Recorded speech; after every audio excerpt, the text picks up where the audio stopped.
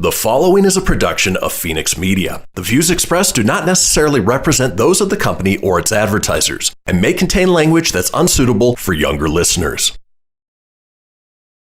The following is a production of Fenix Media. The views expressed do not necessarily represent those of... Laugh it up, fuzzball.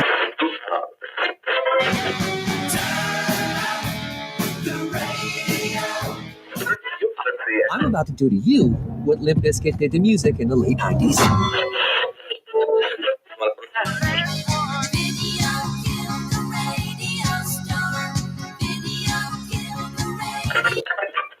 Surely you can't be serious. I am serious. And don't call me Shirley. Here goes the last DJ. Gentlemen, I wash my hands of this weirdness.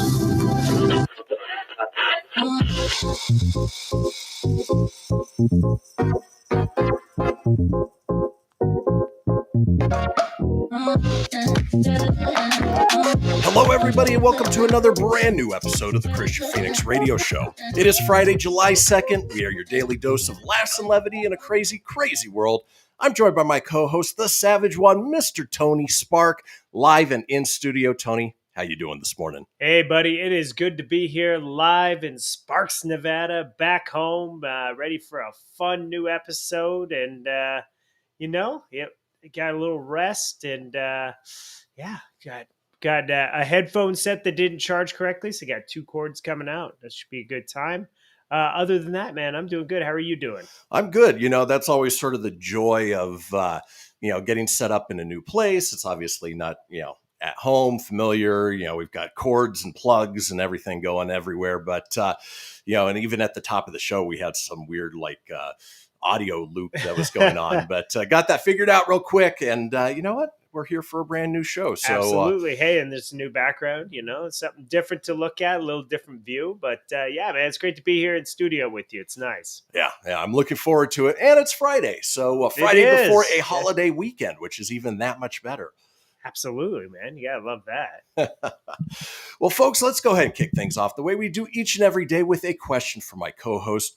Tony, if you had the gall to impersonate an officer, what would be the worst case scenario to happen to you in pretending to be law enforcement? Well, that one would be obviously if you pull over a real police officer or a police officer's family member, something as we learned in Florida Man the other day. It could get you a sticky situation. So, but it would probably be pulling over an actual police officer. And not, doing it correctly. So I would imagine that'd go really bad. Well, you just about hit the nail on the head. A Louisiana man was arrested this week after law enforcement authorities say he impersonated a police officer and tried to execute an unlawful traffic stop on another vehicle. Unfortunately for the alleged counterfeit cop, the driver of the vehicle he is said to have pulled over was not only an off-duty sheriff's deputy. He was a sheriff's deputy who responded to a domestic violence call earlier in the year involving the alleged imposter patrolman. Bottom line, the deputy knew the defendant wasn't a member of law enforcement, said the local sheriff. The Assumption Parish Sheriff's Office announced that Vincent Vinnie Marks, 27, of Plaquemine, Louisiana, was taken into custody on Monday and faces one felony charge of false impersonation of a peace officer. According to a press release, the incident began with a June 10th traffic incident that involved a near collision on LA 70 near Bayou Corn, where the off-duty deputy was driving. Soon after the near accident, traffic continued normally until a vehicle driving behind the deputy began flashing his headlights continuously. The real deputy continued driving with the defendant in pursuit until he came to a convenience store parking lot and pulled in. The defendant also turned into the parking lot and blocked the deputy in, per the news release. Marks then allegedly got out of his car and approached the deputy's vehicle. He presented a badge to the deputy and represented himself as being a police officer. But the sheriff's department said that the deputy recognized Marks as being a party to a domestic incident in Pierre Part earlier this year. It is not currently known whether Marks was charged in that matter. The Assumption Parish Sheriff's Office launched an investigation into the incident and concluded that Marks was not, in fact, employed by any police department. A warrant was subsequently issued for his arrest. Marks was released after posting a commercial bond in the amount of $10,000. So not only did he impersonate a police officer, pull over an off-duty police officer, but the off-duty police officer recognized him from a domestic dispute. I mean, talk about the worst luck possible. But at the same time, what was the liar, don't break the law, asshole. Yeah. We're breaking the law, asshole. If you don't break the law, you won't get caught. And obviously he got caught because of a numerous amount of reasons, but it's why we enjoy, The criminals are stupid, man. They just are dumb. It's ridiculous, but they try, and they're out there. And part of the reason that we have so many good segments on the show. Yeah, is we get a because lot of them. They seem crazy and fake, but man, they really happen. Well, folks, as I mentioned, it is Friday. We've got a wonderful show lined up for you today. Let's talk about today's show, shall we? It's Friday, gotta get down on Friday. Everybody's looking forward to the weekend. We're looking forward to the weekend, but not before we bring you guys good news, everyone. We've got a segment called Analog versus Digital. And of course, we round out the day with This Day in History. Folks, do not go anywhere. We will be right back.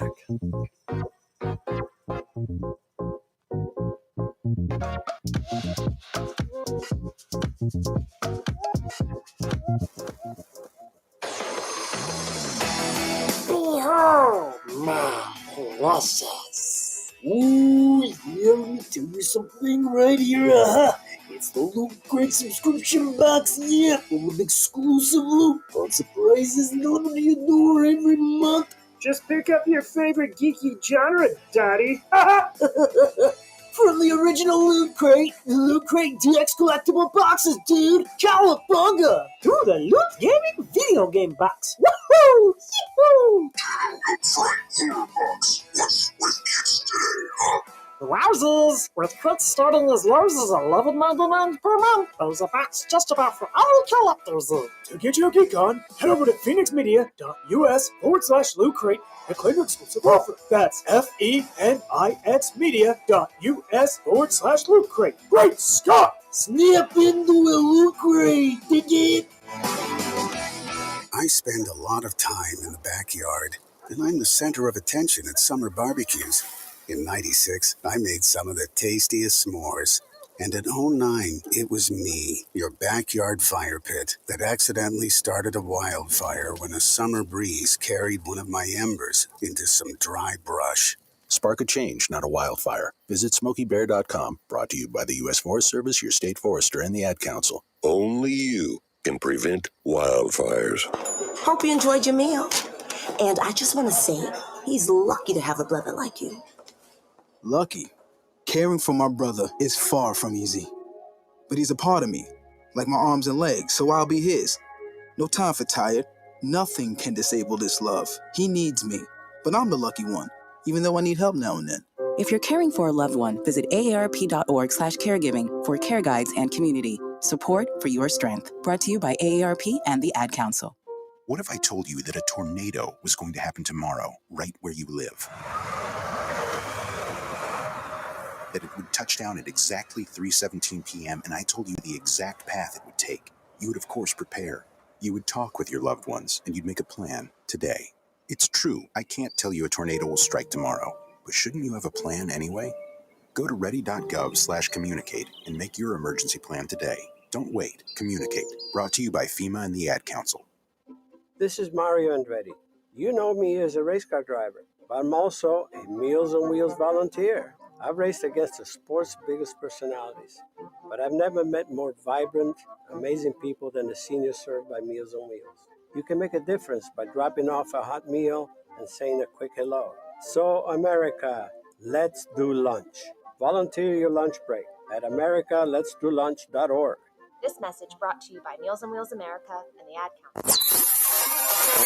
You're listening to Fenix Media. Listen live and explore more great shows at phoenixmedia.us.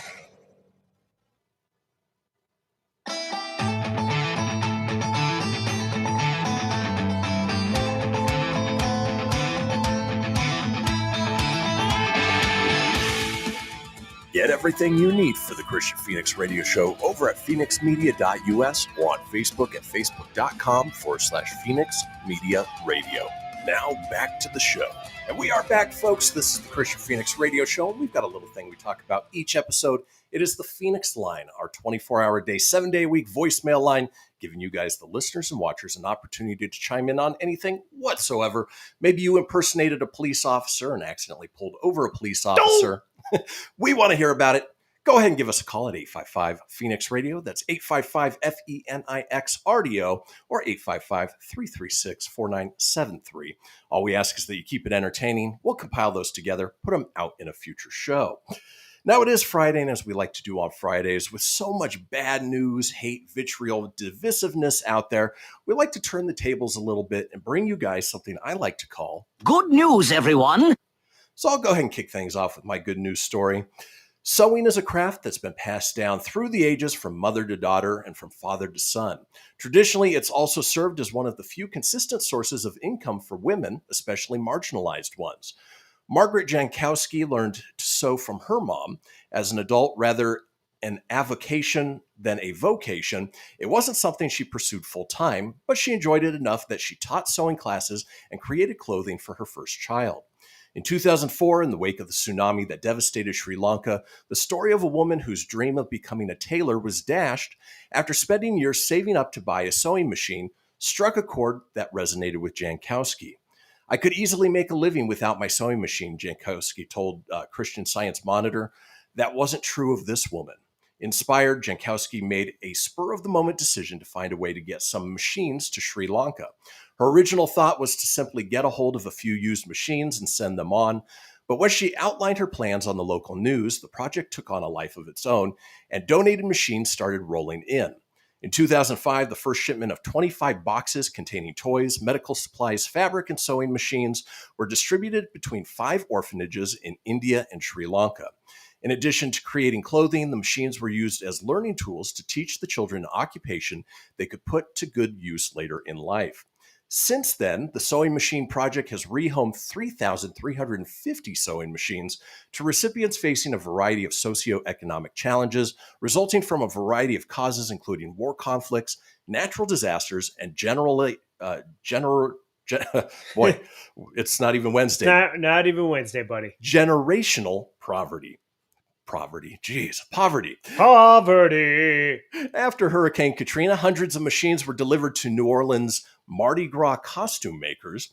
They've also found their way to Guatemala, Kosovo, and closer to home at immigrant training facilities and halfway houses for women trying to overcome drug addiction. As valuable as learning to sew can be as a source of livelihood, whether you're sewing to make something new or repair something old, creating something beautiful or something strictly utilitarian, being able to say, I made this, is an affirmation of self-esteem that can be life-changing. Nowhere is that more true than a pilot program in Rankin County, Mississippi. Inmates at the Central Mississippi Correctional Facility began turning out backpacks filled with reusable menstrual pads and undergarments for girls in countries who often found themselves unable to attend school due to lack of sanitary items. Since its inception, Director Renee Smith has seen a definite shift in the participating inmates' attitudes. They know they're making a difference in the life of someone else, she told CSM. To me, that's huge. The Sewing Machine Project, which is based in Madison, Wisconsin, accepts sewing machines of every brand. The only caveat is they must be in working condition. The Brother Sewing Machine Company recently donated 500 machines, 25 of which went to Zaman International, a Detroit area nonprofit serving marginalized women and children, many of whom are immigrants and refugees. Jankowski currently fields 10 to 15 emails every week from international groups looking to receive sewing machines.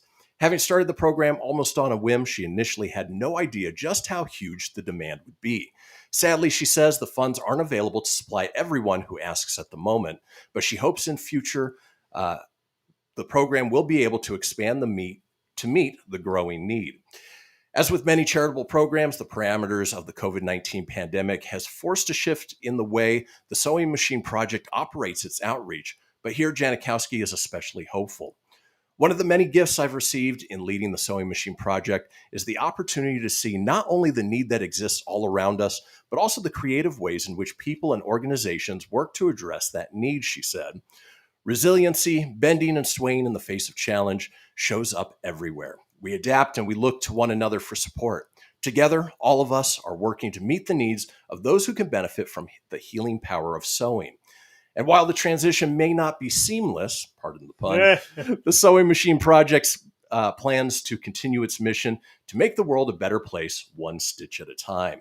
So, sewing, obviously not a craft that you or I are really into, but it is a livelihood for a lot of people out there, a lot of people who don't have the means, or it's just a good skill to learn as they've done here, which makes it my good news, everyone. It is a very good news story. I wish I had the skill. Every time I try to sew something, it just seems to undo itself, and it's like, ugh, it's a nightmare. This one's kind of a random one. We'll see. Seems positive, and I tie it with my real life job. And the gods of Twitterverse are miraculous. Oh, words are hard for you too. Yeah. Well, that's a tough word. Miraculously. This is mercurial and unpredictable. I don't know if it's supposed to be miraculous, but anyways, I digress. It's a tough word. All hashtags aside, why some tweets trend and others tank is anyone's guess. So when a doting daughter's random tweet recently scored a dream job interview for her dad, it came as a huge cosmic surprise to everyone involved.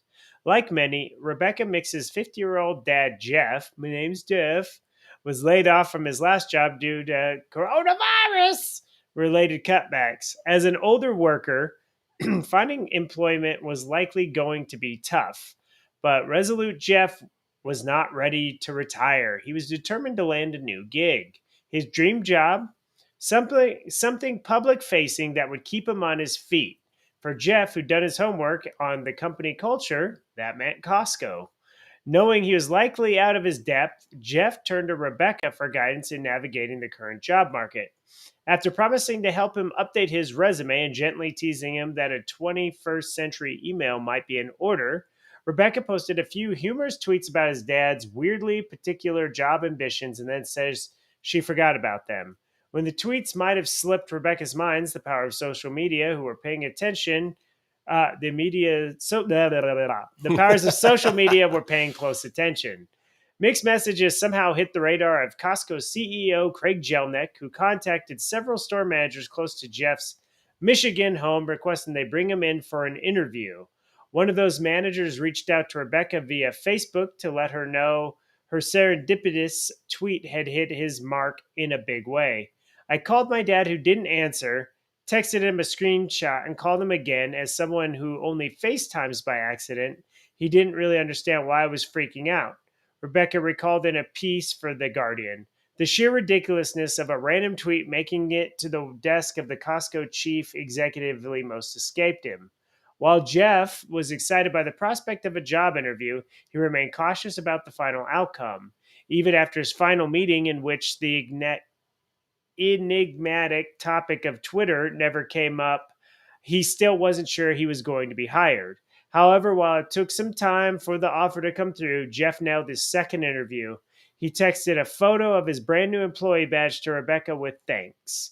After his first shift, Jeff checked in with Rebecca to let her know that the job looked to be pretty much everything he had been hoping for. She couldn't have been happier.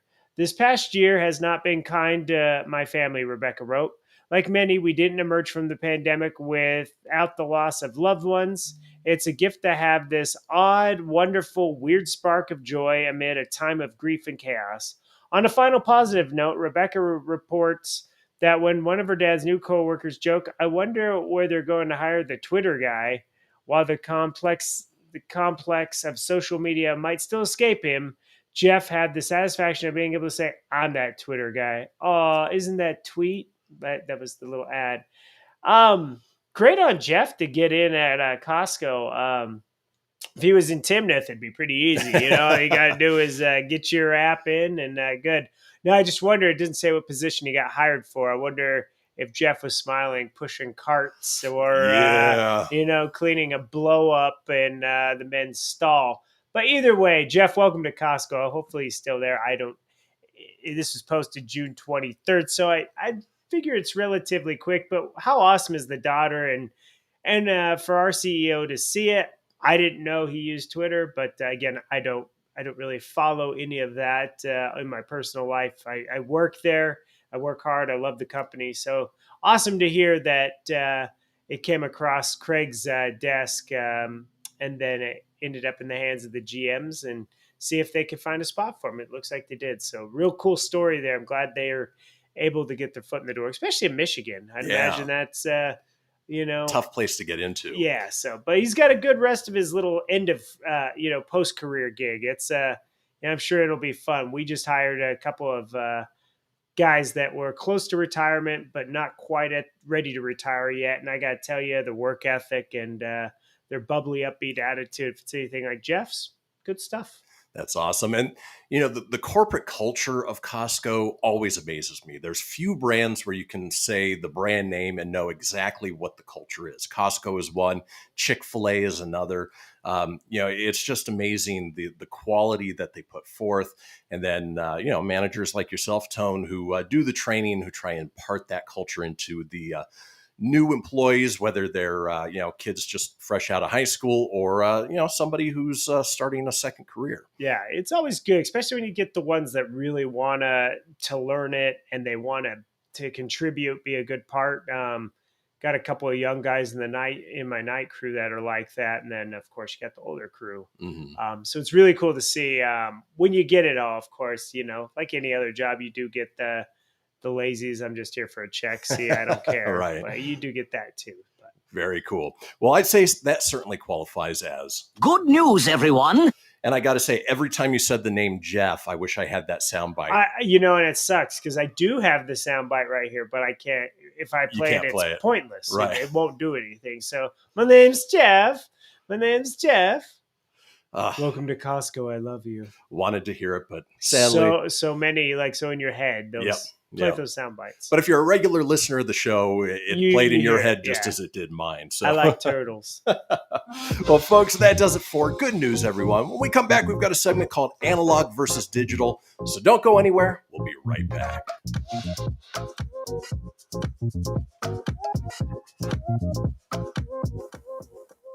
Okay, what are you wearing right now? Nothing. That's right. So mommy's going to teach you how to dress yourself. Underwear always comes first, name tag at the back, then pants, then shirt. Get the first button in the right hole or you have to start all over. Socks going first, then shoes, right on right, left on left. With shoelaces, just take the ends, cross them over, switch the loops, the rabbit goes down the hole, pull tight, and you're left with bunny ears. Got it? Why are your pants on your head? Most parenting is hard to do in just 2 minutes. But 2 minutes twice a day making sure they brush their teeth is easier, and it could help save them from a lifetime of tooth pain. Visit 2min2x.org to find out more. A message from the Partnership for Healthy Mouths, Healthy Lives, and the Ad Council. This message is for all of you sitting in the passenger seat. And apologies if it gets a little uncomfortable. But how does it feel to be at the mercy of someone who thinks a random text is more important than your life? Someone who takes their eyes off the road while speeding along in a 3-ton hunk of steel. Freaky, right? Well, why not just ask them to stop? Or better yet, volunteer to text for them. It might be a little awkward, but believe me, you'll live. Learn more at stoptextstoprex.org. Brought to you by the Ad Council and the National Highway Traffic Safety Administration. We are live outside the home of Joe and Rosie Goddard, where a pretty big tickle fight broke out just minutes ago. Sources say their father instigated the laughter. Let's go inside for a comment.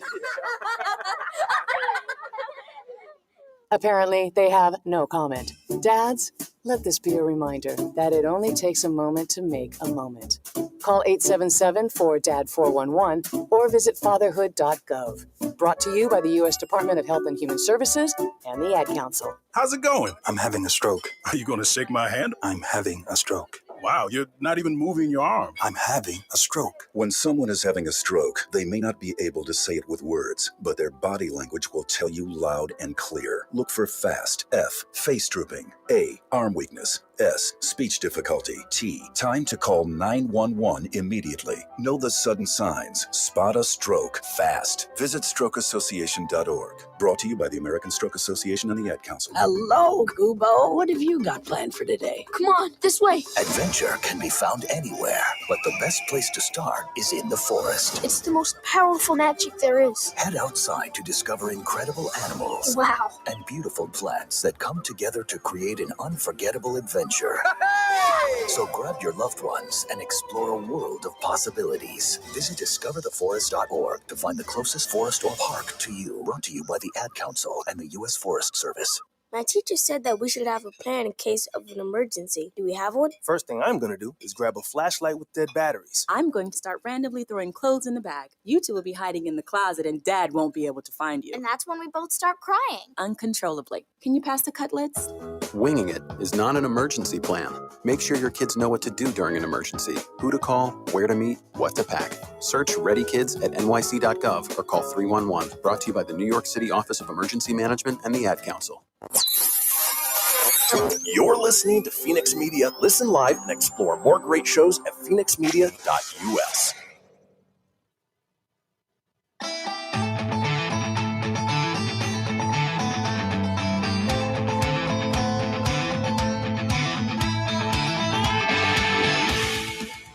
Get everything you need for the Kristian Fenix Radio Show over at phoenixmedia.us or on Facebook at facebook.com/Fenix Media Radio.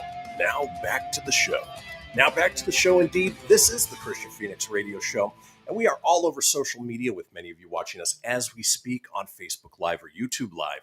Now, if you want to enjoy us from the comfort of your own couch or on the go, just download the NGBN.TV smart TV app or mobile app and find the Fenix Media channel. You can get this great show and other great Fenix Media shows there as well.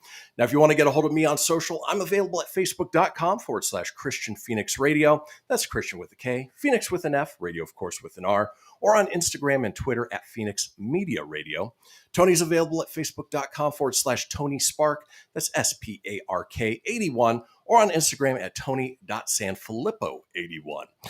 Now, in the segment that I've titled Analog versus Digital, came out of a conversation I had with Jesse on our drive back up from Southern California about, audiobooks and Kindle books versus, physical books, and got me thinking about, what is better? What stands the test of time?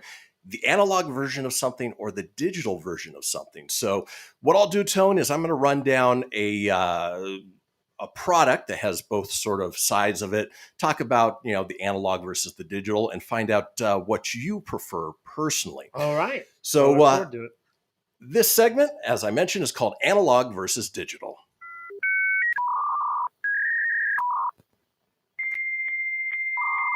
Don't worry, I won't make you listen to the whole thing. Brings back. I felt like we were trying to get on to AOL there. Exactly. Brings back some terrible memories. But in any case, so the example I gave were books. For me personally, I prefer a physical book, paper, either hardback or not softback, but paperback. Paperback, thank you. Versus, an audiobook or even a Kindle or e-reader version. So that's the example I gave. The first up is watches. Now, obviously, we both wear our Apple Watches, which are great for getting updates, obviously seeing what the weather is. If you've got that little thing programmed in there, it tracks your exercise, all of those great things. But there's also something to be said about analog watches with mechanical movements, whether it's battery powered or kinetic, just the dials, Swiss movements. And so my question to you, Tony, is do you prefer the analog version of a watch or the digital version of a watch? I actually like both. I tend to just wear the Apple Watch or for the step tracking workouts. I do like that you can change the background. You can kind of see everything that's going on. But I like the look of an actual analog watch, like a nice, just dress watch. It goes good if you're dressing up. It looks a lot better, looks more professional. Like if you're going to an interview, you're going on a date, stuff like that. So I really do like the analog watch when it comes to that. But in everyday practical use, digital watch I enjoy using more. And I'm the same way. So day to day throughout, my productivity, I enjoy my Apple Watch, my digital watch, but I have a collection of analog watches that, if I'm going out somewhere nice or doing something, I'll throw that on because, it's just a classic, timeless look. Yeah, it looks great too. It goes very well when you're dressing up. It's sharp. Yeah. Well, let's keep moving on with analog versus digital.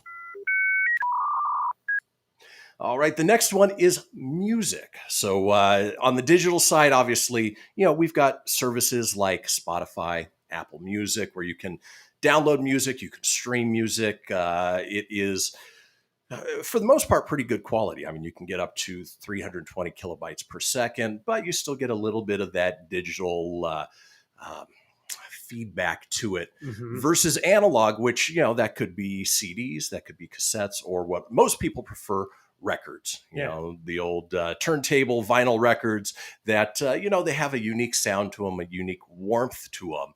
But between analog music, something you can physically hold tone, or the digital music with the downloads and the streaming, which do you prefer? Oh, man. I used to really love that buying the actual CD for the artwork. So you got kind of, it goes 50-50 on that. When you buy a CD, was never a big cassette collector. Didn't have a lot of those, but, I guess in my early days I did. But CDs are great because you get the artwork, the books. I really love the little booklet it comes with, the time it takes if they actually designed the actual CD, if it wasn't just a plain with the titles of what track those were kind of boring. Written in Sharpie. Yeah.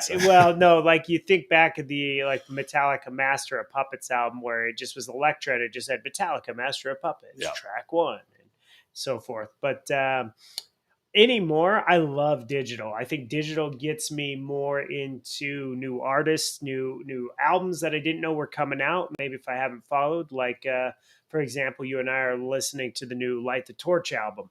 It came out last week, and they've been slowly dropping a track here, a track there, kind of build you up for it. So you're like, oh, wow, they do have something new coming out. And, thanks to Spotify and, following new releases, things like that, it keeps you on your toes for new albums. So it also gives you a chance where if, nowadays you're listening to full albums, gives you a chance to actually buy where you're like, cool, I would buy that, or I'd buy an autographed version, or I'm going to go to their show. I'm into this band now because of that, versus the old days where if you didn't hear it on the radio or anything, it was kind of a crapshoot if you bought the album, if it was good or not. So would lean more on digital on that one. Yeah.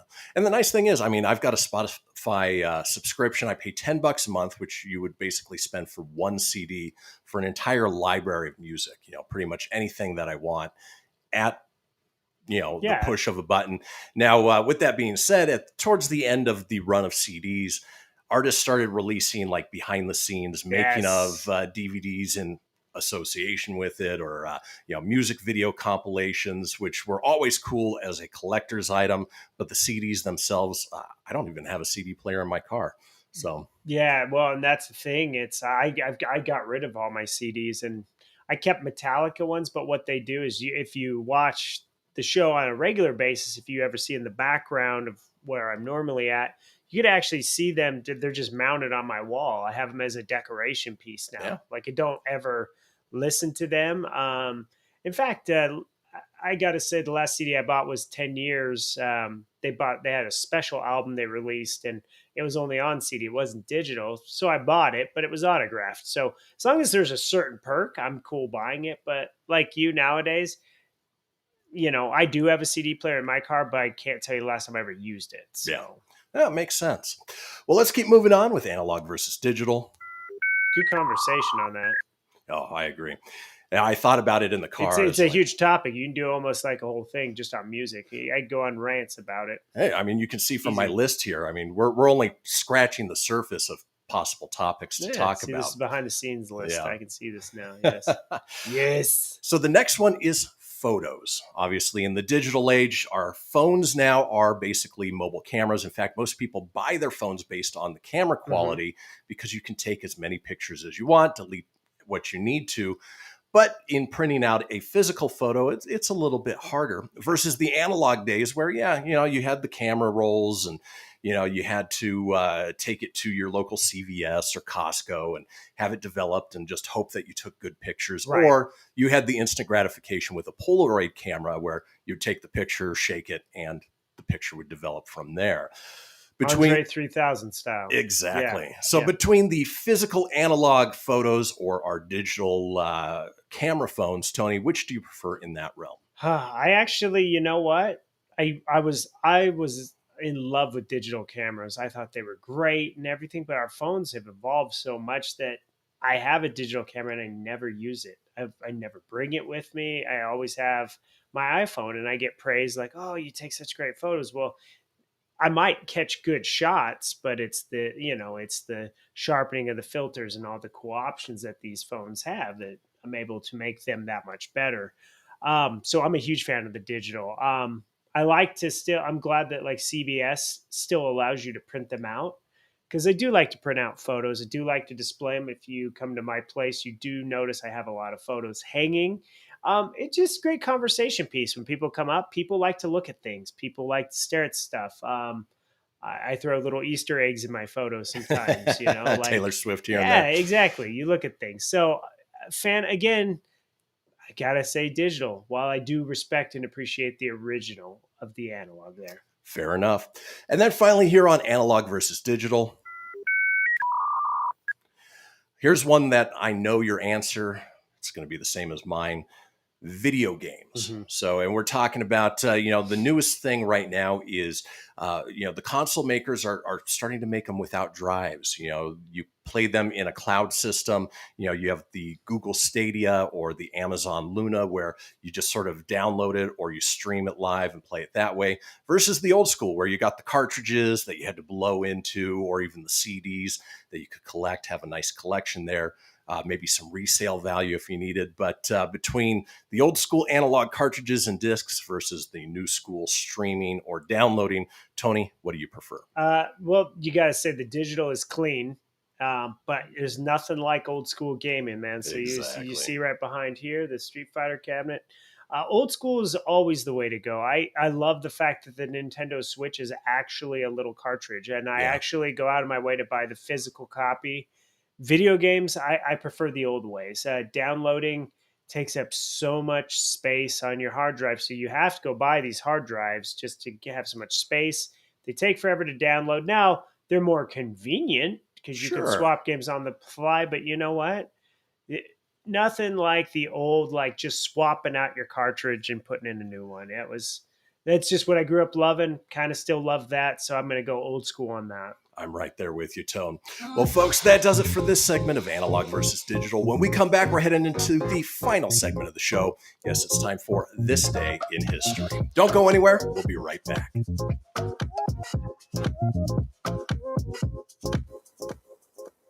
This is Mario Andretti. You know me as a race car driver, but I'm also a Meals on Wheels volunteer. I've raced against the sport's biggest personalities, but I've never met more vibrant, amazing people than the seniors served by Meals on Wheels. You can make a difference by dropping off a hot meal and saying a quick hello. So, America, let's do lunch. Volunteer your lunch break at americaletsdolunch.org. This message brought to you by Meals on Wheels America and the Ad Council. People been saying to your friend, get a different face, and posting on their feed, they're super ugly. The things they say to them online are cruel and they're not true. So tell your friend, I'll stand up for you. Don't worry, I know what to do. Know someone being bullied online? You can be a witness and make a difference by letting the world know it isn't cool and by letting your friend know you care. Learn more at eyewitnessbullying.org. Brought to you by the Ad Council. Hope you enjoyed your meal. And I just want to say, he's lucky to have a brother like you. Lucky? Caring for my brother is far from easy. But he's a part of me, like my arms and legs, so I'll be his. No time for tired. Nothing can disable this love. He needs me, but I'm the lucky one, even though I need help now and then. If you're caring for a loved one, visit aarp.org/caregiving for care guides and community. Support for your strength. Brought to you by AARP and the Ad Council. Allison is perfect. I mean, she'd never tell you that. She's humble and perfect. She likes everyone. She even likes her untidy roommate's weird guinea pig. Allison, wait, are you texting and driving? Allison, no. That's the exact opposite of what I was just saying about you. Why, Allison? Why? Texting and driving makes good people look bad. Visit StopTextStopWrecks.org. Brought to you by the National Highway Traffic Safety Administration and the Ad Council. I'm Paul George of the Indiana Pacers. When I was 6, my days were spent playing basketball. When I was 6, my dream was to make it to the NBA. When I was 6, my mom had a stroke. So I want you to learn to spot a stroke fast. F-A-S-T. F, face drooping. A, arm weakness. S, speech difficulty. T, time to call 911. I'm Paul George. Spot a stroke fast. Visit strokeassociation.org. Brought to you by the American Stroke Association and the Ad Council. My name is Lola Silvestri, and I'm going to be 95 this year. I was very independent. I fell, and I had to have Meals on Wheels. America, let's do lunch. 1 in 6 seniors faces the threat of hunger, and millions more live in isolation. Drop off a hot meal and say a quick hello. Volunteer for Meals on Wheels by donating your lunch break at americaletsdolunch.org. This message brought to you by Meals on Wheels America and the Ad Council. You're listening to Fenix Media. Listen live and explore more great shows at phoenixmedia.us.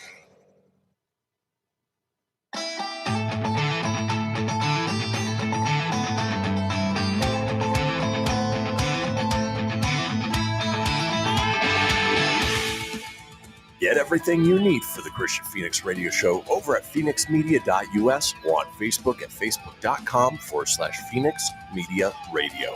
Now back to the show.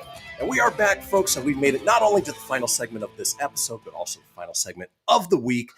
On this episode of the Kristian Fenix radio show, want to remind everybody that it is a holiday weekend, so we will be running a best of on Monday, give everybody a little bit of a break. And then next week's schedule is a little TBD at this point, but ultimately we'll figure it out, let you guys know on social media.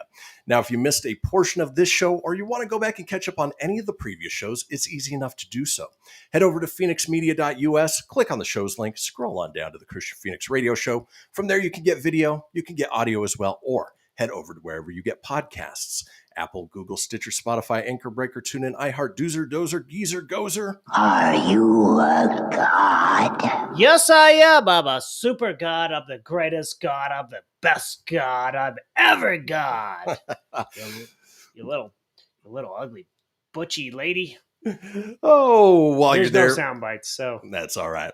While you're there, be sure to subscribe. That way you always have the latest episode. Leave a review. Let us know what you think and tell your friends. Because why, Tony? Sharing is caring. Like, subscribe, follow, tweet. Maybe somebody's CEO will see it and hire us. There you go. Put the tweet out there, Rebecca. Well, folks, as we like to do in this segment, drop a little knowledge on you. Hopefully make you laugh at the same time. It is time for This Day in History. Traversing the globe for the stories that turn the world on its head. It's This Day in History with your correspondent on the beat, Kristian Fenix. Thanks, Siri. All right, kicking things off this day in 1505. After an encounter with a violent thunderstorm, Martin Luther declares that he will become a monk. Too bad he didn't have a buddy to be his thunder buddy. Yeah, he could have used that. Yeah, that's the thing. Fuck you, thunder. After that thunderstorm, I think I'm just gonna be a monk. Yeah. There you go. Moving on, this day in 1787, the Marquis de Sade shouts from Bastille that prisoners are being slaughtered. Of course, that's the period of time where everybody was getting the guillotine. Yeah. Heads chopping, heads a rolling, off with their heads. They're all gonna die. Rolling on, this day in 1843, speaking of thunderstorms, here's an odd one. An alligator falls from the sky during a thunderstorm in Charleston, South Carolina. Now that is frightening, especially if you're afraid of gators. Oh, yeah. I mean, yeah, I'm sure you deal with gators in South Carolina too, I think along the South. But to just fall from the sky, that's like flying snakes. Hell no. No thanks. No thanks. Probably got whipped up in like a hurricane or something. Raining cats and dogs, mass hysteria. Let's keep rolling on, this day in 1865. One-time Methodist Reformed Church minister William Booth and his wife Catherine found the East London Christian Mission, now known as the Salvation Army. Oh. Not a real army. You can't send them to war, obviously. They collect your old coats and clothing or broken vacuums that you want to not take to the dump. I'm kidding. Don't do that. Yeah. But, Salvation Army does a lot of good work. They do a lot of great work. I was like, that's a pretty modern day photo, but it was from a 1955 movie. Yep. Gotcha.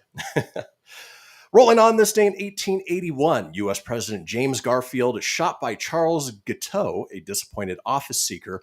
Garfield dies 79 days later. I didn't realize that he was one of the presidents that was assassinated. I didn't either. Garfield and Friends. And there you go. Different Garfield. All right, moving on. This day in 1900, the first flight of LZ-1, a dirigible airship designed by Graf Ferdinand von Zeppelin at Lake Constance near Friedrichshafen, Germany, obviously named after the Zeppelin. And, it was because of the not the Lindenberg, the Hindenburg that, caught on fire, blew up, that we don't see Zeppelins flying around today. No. Which, again, like the other world, the Fringe, would be kind of creepy to see that. That would be cool, yeah. Yeah. I mean, it's even odd to, see the Goodyear blimp from time to time. Yeah. Imagine seeing them everywhere. All right, let's keep moving on. This day in 1901, Butch Cassidy and the Sundance Kid rob a train of $40,000 at Wagner, Montana. Of course, by today's money, that's probably like 80 million. I don't know. I don't know what the conversion rate is. Butch Cassidy and his little outlaw holding the wall gang. Very cool, though, that, we've got sort of modern American folklore through the Old West and, Jesse James, Butch Cassidy and the Sundance Kid. Just sort of a neat thing that we get to experience here. Absolutely. All right, rolling on. I've got the wrong soundbite pulled up. Here we go. This day in 1921, in boxing's first $1 million gate, world heavyweight champion Jack Dempsey knocks out Frenchman Georges Carpentier in round 4 of his third title defense. Crowd of 91,000 at Boyle's 30 Aces in Jersey City, New Jersey. Wow. Down goes Dempsey. Wait, just kidding. Dempsey is the winner. I apologize. I'm Steve Harvey. Down goes Carpentier. Round 4 of your champion, Jack the Dumpster Dempsey. I noticed, Tone, as you get into it, you start dipping down into the frame of the screen. I just kind of hide out. All right, let's keep rolling on. This day in 1937. This answers a question that we've asked many times here in this segment. Amelia Earhart and Fred Noonan disappear flying over the Pacific Ocean en route to Howland Island. Noonan is declared dead the following year, and Earhart is declared the year after in 1939.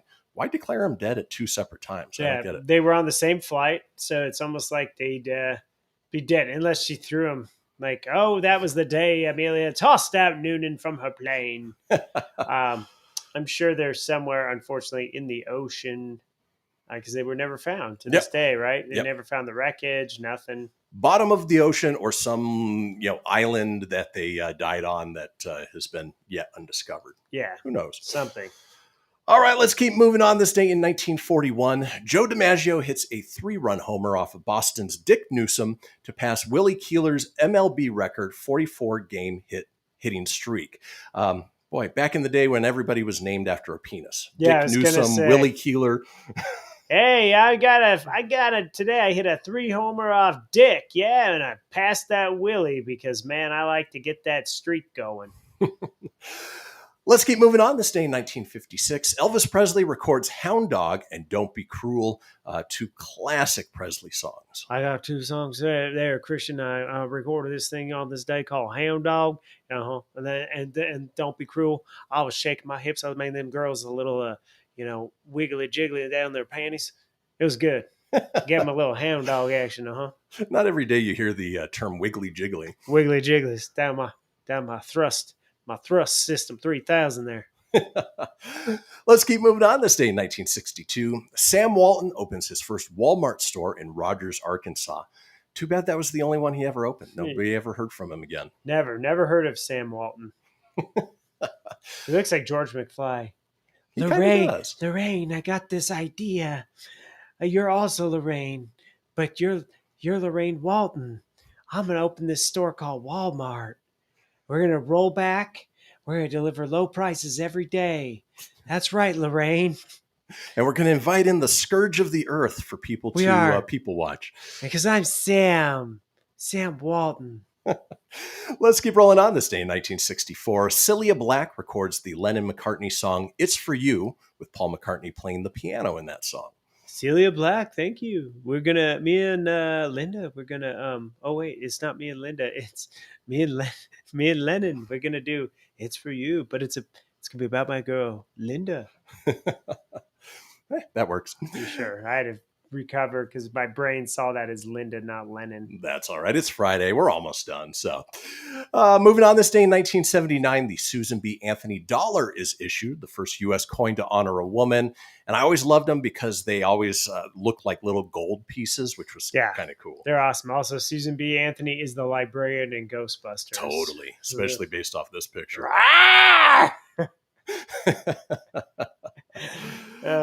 Great opening scene. Totally.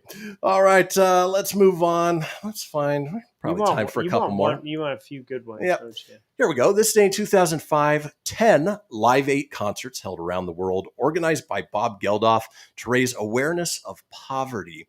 Do you remember those going down, the Live 8 concerts? I don't remember who played. I couldn't tell you any of that. I remember Woodstock 99 with Limp Bizkit burning some shit during their set. But yeah, dude, I couldn't. If you would have, I couldn't. I don't even know who Bob Geldof is. So I think he was the organizer of Live Aid. Back in the '80s. But this one he titled Live Aid. This one kind of hit. It looks like reading it was Paul McCartney, U2, Coldplay, Elton John, Sting, Madonna, The Who. A few people we've heard of. Big bands. Never heard of it though. All right, and then finally, this day in history, this day in 2019, the newly rediscovered Lewis chess piece sells at auction for $735,000 in London. That is a lot of money for a little chess piece for a guy who looks like he has no idea what the hell is going on. Out. It almost put a crown on my head. Oh, and finally, before we head out for the day, let's roll into that weekend. Wabas. Let's run down those holidays. Where we talk about the things we like to celebrate. For instance, today is Comic Sans Day, the worst of all the fonts. It is Drive Your Corvette to Work Day. If my dad had a place to drive to, he'd probably drive it. There you go. It is Freedom from Fear of Speaking Day. We don't have that fear, even though we sometimes struggle with speaking. We do struggle. Today, there was some struggles. Today is I Forgot Day. That's kind of every day in some cases. Today is Made in the USA Day. Yay, America. It is National Anisette Day. I have no idea what anisette is. Special Recreation for the Disabled Day. All right. It is World Sports Journalists Day. And finally, it is World UFO Day. So it's also Ultimate Fantastic Day, the band that's playing now. They dropped a new album today. Listen to them on Spotify. Shameless plug. Very cool. Well, folks, that does it for the week. We will see y'all maybe Tuesday. Stay tuned. Peace!